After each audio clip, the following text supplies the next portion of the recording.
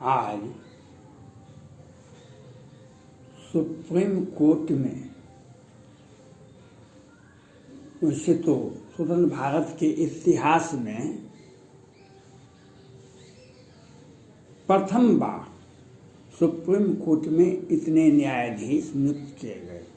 9 न्यायाधीश एक साथ सुप्रीम कोर्ट में नियुक्त किए गए। इसके लिए व्यक्तिगत रूप से माननीय प्रधानमंत्री नरेंद्र मोदी जी और सुप्रीम कोर्ट के वर्तमान मुख्य न्यायाधीश रमन्ना साहब को कोटि कोटि धन्यवाद। इन्हीं दोनों आदमी के सहयोग से ये इतना बड़ा कार्य हुआ। यह भारत के इतिहास में सबसे बड़ी उपलब्धि है जो सुप्रीम कोर्ट में एक कहावत है गांव घर में, खट्टे अंगूर कौन खाए। जो केस क्रिटिकल होता है उससे सभी न्यायाधीश बचना चाहते हैं, सभी और चुपचाप जजमेंट दे देते हैं, बहाना बना देते हैं। जब सुप्रीम कोर्ट में किस न्यायाधीश नहीं हैं, हाई कोर्ट में न्यायाधीश नहीं हैं, इसलिए सुनवाई में देरी होती है। लेकिन वे तो डेट पर डेट दे के चले जाते हैं और अपना कार्यकाल पूरा हो जाता है।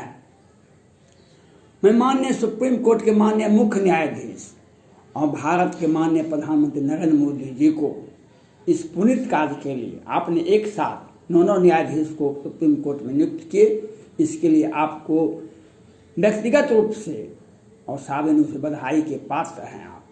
आप भारतीय न्यायालय में एक क्रांतिकारी आप शुरुआत किए हैं। इसका असर बहुत दिनों तक रहेगा। लेकिन मैं स्वार्थी व्यक्ति हूँ।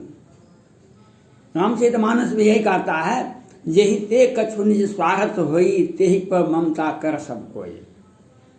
रामचरितमानस भी यही कहता है, यही ते कछु निज स्वार्थ होई, तेहि पर ममता कर सब कोई। सुर नर मुनि यह सबकी रीति, स्वार्थ लाघे करे सब प्रीति। ये रामचरितमानस का पंक्ति है। मैं तुलसीदास जी का रामचरितमानस पढ़ता हूं। हम माननीय सुप्रीम कोर्ट के मुख्य न्यायाधीश और भारत के माननीय प्रधानमंत्री नरेंद्र मोदी जी से अपील करना चाहता हूं, आपने जो इस पुनीत कार्य को, इस ऐतिहासिक कार्य को संपन्न की, इसके लिए आप बधाई के पात्र हैं। लेकिन हम आशावान हैं, लेकिन हमारा आशा तभी पूरा होगा जब आप इस बात को सोचेंगे, करेंगे। तब मिठाई का ढेरी बहुत बड़ा हो, उससे हमको क्या, हमारे मुंह में जाबी लगा हुआ, हमको ब्लड शुगर हो तो हम क्या करेंगे? तरफ के रह जाएंगे, देख के रह जाएंगे। हम सुप्रीम कोर्ट के माननीय मुख्य न्यायाधीश रमन्ना साहब और भारत के माननीय प्रधानमंत्री नरेंद्र मोदी जी से मेरा व्यक्तिगत आग्रह है, जो भारत में अनेक राज्य हैं, केंद्र शासित प्रदेश हैं, वो है भारत में 3 राज्य ऐसे हैं जो भारत को विश्व में बदनामी का इतिहास बना रहे हैं। भारत में 3 राज्य ऐसे हैं जो विश्व में भारत को एक गलत दृष्टि से देखा जाने वाला राज्य भारत को बना दिया गया है। 3 राज्य ऐसे हैं। तीनों का कहानी निंदनीय है, तीनों का इतिहास शर्मनाक है, तीनों का इतिहास बच्चे को भविष्य में पढ़ने के लिए नहीं दिया जाना चाहिए, ऐसा इतिहास है। ये 3 राज्य कौन कौन है? ये है पश्चिम बंगाल, ये है महाराष्ट्र और ये है बिहार। मैं सुप्रीम कोर्ट के माननीय मुख्य न्यायाधीश से अपील करना, आपको 9 न्यायाधीश मिला है। 3 राज्य ऐसे हैं, बिहार, पश्चिम बंगाल और महाराष्ट्र।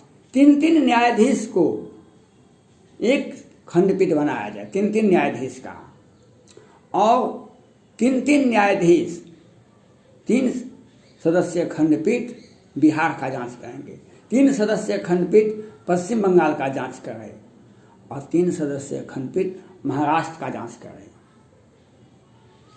यह अति आवश्यक है। इस पर माननीय प्रधानमंत्री नरेंद्र मोदी जी को भी अग्रसर होना चाहिए, सोचना चाहिए, और सुप्रीम कोर्ट के माननीय मुख्य न्यायाधीश जी को भी सोचना चाहिए।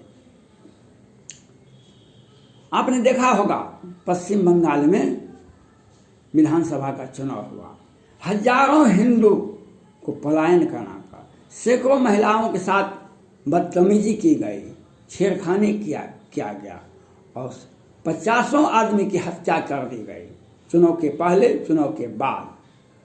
पुलिस ने वहां पर रिकॉर्ड नहीं किया। ये कहानी कब से होता है पश्चिम बंगाल में? 2019 से ही होता है, लोकसभा चुनाव के पहले से ही होता है। वहाँ पर सीबीआई जाते हैं, सारा चिट फंड का घोटाला का जांच करने के लिए वहाँ के डीजीपी राजीव कुमार को गिरफ्तार करते हैं, तो सीबीआई को ही ममता जी की पुलिस गिरफ्तार कर लेती है। तत्कालीन सुप्रीम कोर्ट ने संज्ञान लेते हुए कड़ी टिप्पणी किए थे, लेकिन कुछ भी नहीं किए। राजीव कुमार जो डीजीपी थे तत्कालीन, उसको हाईकोर्ट से जमानत मिल गया था, और तब से सैकड़ों लड़कों की हत्या होती है। अमित कुमार सिंह शाह जी 3 भाई था, दुकानदार था, और कितने हत्या हुई पुलिस रिकॉर्ड भी नहीं करती है। पश्चिम बंगाल का कहानी है। और चुनाव के बाद वहाँ की विधानसभा का चुनाव होता है, तब तो नंगा को ममता दीदी का पश्चिम बंगाल के मुसलमान हो या बांग्लादेशी मुसलमान हो, रोहिंग्या मुसलमान हो, इनके आड़ में इनको आगे करके ममता दीदी ने जो निशंस हत्याएं, बलात्कार और घर को तोड़ा गया, हिंदुओं के घर को, और उन्होंने ममता दीदी ने इतना तक कलकत्ता हाईकोर्ट के न्यायाधीश पर भी कहे कि नहीं, आप हमारे केस की सुनवाई नहीं कर सकते हैं, यहाँ तक पढ़ दिए। मैं सुप्रीम कोर्ट के माननीय मुख्य न्यायाधीश से अपील करना है, ममता दीदी से संबंधित जितनी भी केस है पश्चिम बंगाल को, ये 3 सदस्यीय खंडपीठ को दे दिया जाए। 3 सदस्यीय खंडपीठ इसकी जांच करे, सरकार के कार्यकलाप, क्रियाकलाप और आपराधिक इतिहास का जांच करे। महाराष्ट्र में 1993 में वहाँ पर दंगा भड़कता है, और वहाँ की सबसे बड़ी जो तत्कालीन डॉन थे वह पाकिस्तान भाग गए, और कितने लोग मरे, कितने लोग उनकी हत्या हुई, कितने आपराधिक इतिहास है। संजय दत्त भी उस समय में गिरफ्तार हुए थे AK-56 के साथ उस समय में, और वे भी जेल गए थे, लेकिन वे चले गए। लेकिन 1993 में, आज 2021 है, ये जब से अपराध तो होता रहा बम्बई में, लेकिन जब से शिवसेना की सरकार आई है, ये भूखे व्यक्ति थे, बहुत दिनों से सत्ता इनको कभी मिला नहीं था। बम्बई का ये महानगर पालिका में ही सीमित रहे थे आज तक, लेकिन सत्ता पहली बार मिला इनको। तो आप समझ सकते हैं, कोई भूखा शेर अगर बहुत दिनों तक भूखा रहा, बहुत दिनों तक, अब कोई मानव वहाँ पहुँच जाए उसके सामने, तो वह किस तरह से करता होगा। उसी तरह से शिवसेना ने किया, 100 करोड़ का टारगेट रखा, हमको 100 करोड़ टका पर मंथ चाहिए, चाहे सुशांत सिंह राजपूत की हत्या हो जाए, या संदीप नाहर की हत्या हो जाए, या मिश्रा सालियान की हत्या हो जाए, या मनसुख हिरेन की हत्या हो जाए, हमको इससे मतलब नहीं। हमको 100 करोड़ का टारगेट चाहिए, हमको 100 करोड़ वसूली होकर के हमारे मंत्री जी के अकाउंट में और मुख्यमंत्री के अकाउंट में जाना चाहिए। आपने देखा संजय राउत की पत्नी वर्षा राउत के अकाउंट में भी टका है। रश्मि ठाकरे जो माननीय मुख्यमंत्री हैं, उनकी पत्नी भी जमीन घोटाला में आते हैं, और आदित्य ठाकरे का तो कोई बात ही नहीं है। और जिस तरह से आपके शहर में सब्जी खरीदते हैं, दूध खरीदते हैं, दवाई खरीदते हैं, उस तरह से महाराष्ट्र में ड्रग बिकता है। अभी एक बड़े राजघराने से एहसान साहब गिरफ्तार हो जाते हैं। इस पर फरहा खान कहते हैं सुशांत सिंह राजपूत तो मर गया, लेकिन हम लोगों को भी मरने के लिए बाध्य कर रहा है। हम लोग भी भयभीत हैं, अपने तो मर गया, लेकिन हम लोग भी, क्योंकि स्वरा भास्कर भी यही कहते हैं, फराह खान भी यही कहते हैं, और बहुत सारे लोग ऐसे कहते हैं हमने तो कितना का काम तमाम कर दिया, हम तो कुछ जीने के लिए दीजिए। ये सोच वाले लोग हैं। ऐसा क्यों होता है? मैं सुप्रीम कोर्ट के माननीय मुख्य न्यायाधीश और माननीय प्रधानमंत्री नरेंद्र मोदी जी से अपील करना चाहता हूँ, जिया खान जो 13 में ही उसकी हत्या हो जाती है, उसकी माँ का आयु लगभग 80 वर्ष है। क्या आप कब तक दिलासा दिलाते रहेंगे? उसके आंख से आंसू बहते रहेगा। कब तक आप न्याय का ढिंढोरा पीटते रहेंगे और कब तक आप न्याय देंगे? सुशांत सिंह राजपूत के पिताजी का भी उम्र लगभग 80 वर्ष से कम नहीं है। इनकी आंख से आंसू बह रहा है, तो क्या आप आंख का आंसू भी नहीं पोंछ सकते हैं? आप आंख का आंसू भी पोंछने लायक नहीं हैं। मैं सुप्रीम कोर्ट के माननीय मुख्य न्यायाधीश और माननीय प्रधानमंत्री नरेंद्र मोदी जी से मैं पूछना चाहता हूँ, दिशा सालियान की उम्र 25 वर्ष होती है, उसके माता पिता भाई परिवार कुछ बोल नहीं सकते हैं, क्योंकि भय है जो कहीं बोलेंगे तो पूरे खानदान का नाश नहीं हो जाए। ये महाराष्ट्र है। मनसुख हिरेन का देखे, संदीप नाहर का देखे, लेकिन और ड्रग का तो एक से एक। पटौदी खानदान के हम सबसे बड़े राजा हैं, नवाब हैं, और आदि रामायण पर और तांडव पर हम फिल्म बनाते हैं और पटौदी खानदान से आते हैं, इसलिए हम हिंदू लड़की से भी, शादीशुदा लड़की से भी, कई एक हिंदू लड़की से शादी करते हैं, क्योंकि हम नवाब हैं। और अगर किसी ने सारा अली खान से प्यार किया हिंदू, उसकी हत्या कर देंगे।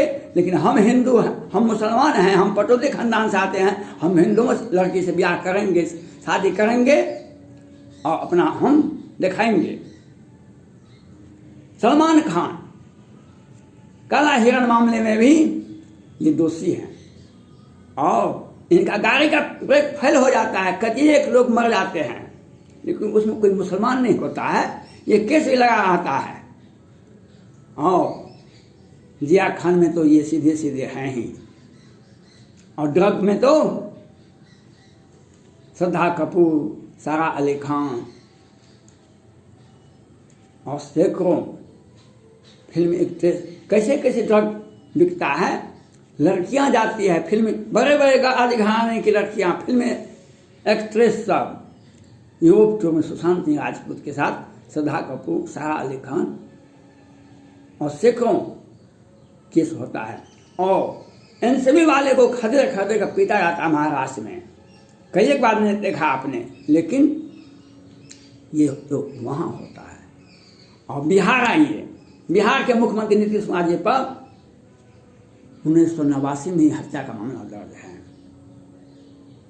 अभी चुनाव के हो गए हैं 8 महीना, 30 याचिकाएं दायर की गई पटना हाई कोर्ट में, 30 याचिकाएं, लेकिन वह सुनवाई नहीं होता है। कोरोना महामारी में भी जांच हो रहा है, ये बता नहीं है बिहार सरकार के कितने लोग मर गए हैं कोरोना से। बिहार में हॉस्पिटल में मरने वालों की संख्या 10 है, 10,000 के लगभग है, लेकिन और हॉस्पिटल के बाहर कितने लोग मरे ये हमने बताएंगे। मैं सुप्रीम कोर्ट के माननीय मुख्य न्यायाधीश से अपील करना चाहता हूँ, आपको 9 न्यायाधीश मिला है, 3 सदस्य को एक राज्य दे दीजिए, खंडपीठ दे दीजिए, 3 खंडपीठ बनाइए और 3 सदस्य खंडपीठ में उसको एक राज्य दे दीजिए। बिहार एक को दे दीजिए, एक खंडपीठ को पश्चिम बंगाल, और एक को दे दीजिए महाराष्ट्र, और 3 सदस्य खंडपीठ, 9 सदस्य माननीय न्यायाधीश जांच करे। हत्या का मामला है, आपने सैनिक परिवार की हत्या का मामला देखा होगा बिहार में, मोहम्मदपुर में, सभी की जांच होना चाहिए। सुप्रीम कोर्ट के 3 सदस्य खंडपीठ से नवो न्यायाधीश रहे। धन्यवाद।